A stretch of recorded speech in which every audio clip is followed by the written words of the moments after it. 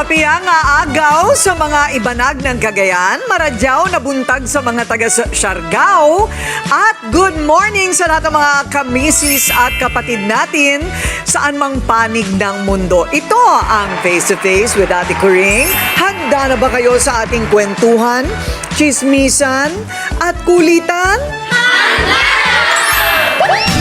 For today's kwentuhan, Sa galing ng boses nila, nabigyan ng buhay ang mga hinahangaan nating karakter sa telebisyon o pelikula. Kilalanin ang mga amazing voice artists. naririnig natin sila sa mga paborito nating anime, cartoons, pelikula, video games at maging sa commercials. Pero kadalasan, hindi natin alam ang mga mukha sa likod ng mga boses na ito. Ngayong araw, makikilala natin ang tatlo sa mga bagong henerasyon ng Filipino voice artists. Alamin natin ang kwento sa likod ng kanilang talento at kung paano nila napapasaya at napapakilig ang milyon-milyong manonood. Voice artist! Ano ba ang kaya nilang gawin? Sige nga! Live mula sa Reliance Mandaluyong! Nanonood kayo ng Face to Face with Ate Coring. Ang hindi manood, mabawalan ng buhok! Master, sandali! Bigyan naman natin sila ng ilang minuto, yung mga kakabukasan ng TV.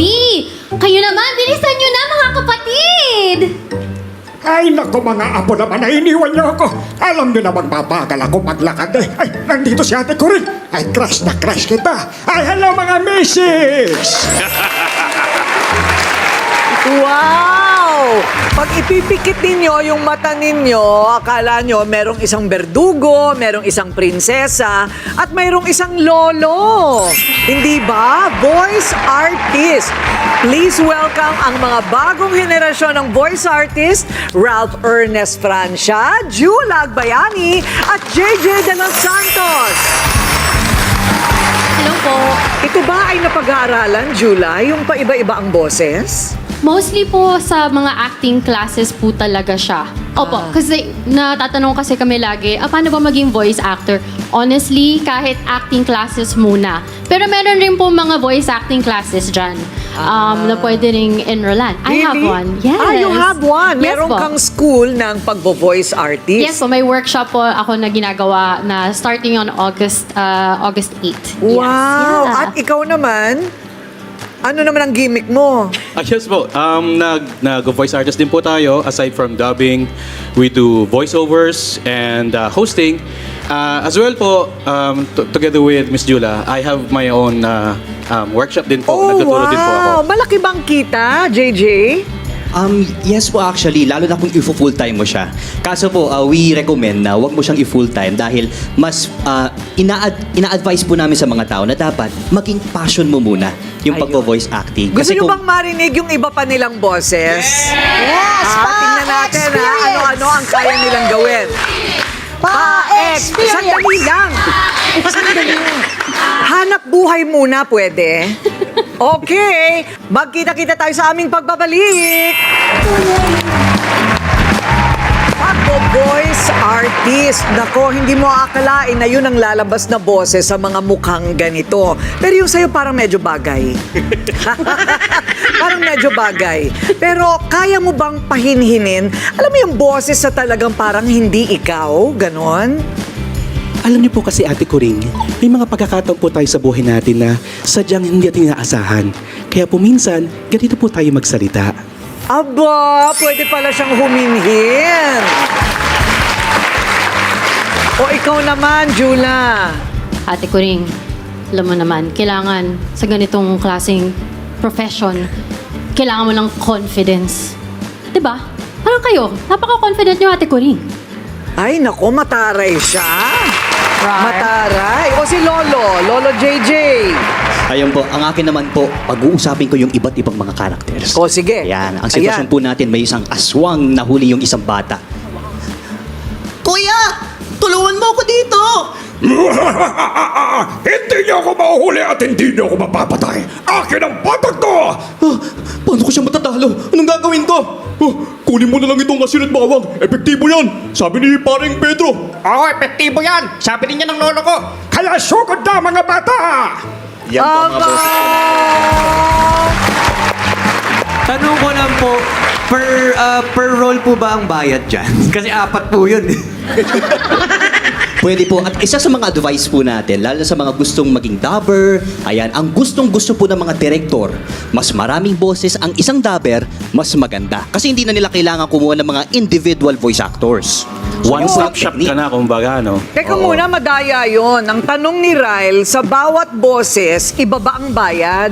Depende po kung ano din ang role mo. Kapag lead role, syempre may mataas na bayad po dyan. Okay. Kasi naman, di ba, imbis na kumuha sila ng 4 na tao, pwede namang isa na lang package, pero hindi pwedeng pang isa lang Maganda ang po bayad. kung 4 din yung bayad. Oo. Kailangan 4 din ang bayad, pero package na, Opo. di ba? So talagang pwede itong gawing karera, Jula? Opo, pwede po talaga. Ako po, full-time ako for 7 years. Pero yung mga gustong maging voice actor, yung suggestion namin is, try nyo po mag-transition muna, wag bigla-biglaan. Kasi medyo investment siya eh, di ba? Parang habang may day job kayo, maghanap na po kayo ng clients, mag-aral na kayo kung paano maging voice actor, kung paano mag-act, ganyan. Masanay kayo na pinapanood kayo, kailangan yon.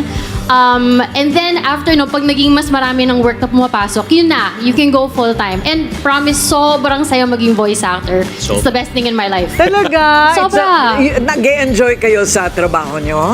Ang sarap po kasing nung feeling na you're not being yourself. Kasi minsan parang stress ka na sa buhay mo, ibang pagkatao naman, yung body ko. Tapos, meron din mga times na you're so frustrated with what's happening in your life, ganyan. Sakto yung role mo is galit or sisigaw ka. Right after yung role, okay, nakapag-vent out na ako. Ayun. Anong pinaka-big time project na nakukuha ninyo? Like in your experience? Yung pinakamalaking project ko pong these days, yung latest is ako po yung Tagalog voice ni Azula sa Avatar The Last Airbender live action series. Note po kayo. And also, ako rin po yung Tagalog voice ni Zoe sa K-pop Demon Hunters. It's me. Tanong lang po, pati dun sa kanta, ikaw din? Ay, Nataas hindi kasi. po. Gusto ko man. Pero ang hirap po niya Ang kantahin. taas eh. Si Maron Cruz po, yung Tagalog voice ni Zoe. So paano Sobrang po galing niya. yun? Tumataas, Ang hirap niya. Sobrang taas niya. I don't know. Hindi ko siya Pati lyrics po, tinatagalog. Opo! Okay. I think tayo lang yung Asian country na tinagalog din yung songs. Wow. Yes. Ano? Okay, ikaw, meron ka na bang ginawa na parang kilalang boses, hindi nila alam, ikaw pala yon? Siguro po, popular po sa YouTube ngayon yung mga Tagalog horror stories. So ako po, isa po ako sa mga narrators na mga yon. Ito po yung sinasabi ko, ang kwentong ito ay hango sa totoong buhay. So yun po yung mga binobosesa natin. And also, ako na rin po yung nag-a-act para sa mga characters doon. Ha? Lahat ikaw? Opo, kumbaga, doon ako nasanay na mag-iba-iba yung boses. Yun po. Ganon. Wow! You're so talented. Okay, ikaw naman. Nagkaroon po ng craze recently dun sa The Amazing Digital Circus. So, ako po yung gumanap bilang ringmaster na si Kane. Most recently po ngayong nitong nakaraang June, nagkaroon po ng screening yung YouTube series na yon sa mga sinihan na dinayo po ng mga fanatics na mga naka-cosplay, naka-costume. Kaya, Magpa-experience ka na lang ng binoboses mo doon. Welcome sa Amazing Digital Circus! My name is Kane. Oh, wow! Parang ang pogi, ano? Parang ang pogi, no? Parang ang daming buhok nung nagsasalita. Parang ang haba ng bigote, no? Okay. Laila and Ryle, ang sabi naman ng mga katabi nyo dyan. Ito si Jillian, ate ko rin mukhang gusto niyang maging voice actor eh. Hello po. Tanong ko lang po is, paano nyo po inaalagaan yung boses nyo po? And sa paggamit po ba ng water? Or may bisyo po ba kayo? Like ganun po. Thank you po. Hindi ako umiinom ng malamig na tubig bago recording. Sana meron kang at least 6 hours ng tulog. Sana. Yes. Before po yung recording. And then, ideally, kung pwede, huwag kang magkape. Kasi po yung laway. na napipick up ng mic. Tapos pag narinig kasi yung laway, ang hirap niya i-edit. So, kailangan mo siya ulitin. Ganun. May ganun pala. Yes oh. po. So, tapos, other than that, tubig. Tubig is water is your friend talaga. Opo. Yeah. Okay. And to add yung mga sweets, katulad ng chocolate, at least hours before your recording, kailangan wag ka munang kumain. Pero Bakit? after that, pwede na. Bakit? Kasi po, Nakakairita. Maglalaway po Nakakairita talaga. siya. nakakabara din. yung sugar. kumbaga. Opo. May Ganun. effect. Opo. So in short po, pag gusto niyo maging voice artist, boring ang buhay niyo. Lahat ng sweets, kape, lahat matatamis, hindi Puyat. magpuyat. Bago lang naman na recording, sobra ka naman. Pero after, makukuha mo ng reward mo. Yan. Which is yung ginagawa ko. Kape kagad. Oo, okay, Iced coffee, go. please. Eto po, si Nanay Joanne, may tanong. Hello po. Duwende. Tanong ko lang po, may mga dream goals po ba kayo nung gustong masubukan bilang voice artist? Oh, nice question. Ako po, yung dream role ko talaga, si Harley Quinn.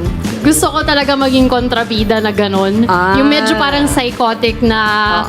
parang in love ka sa Joker. Alam mo yun, just, you're so into it.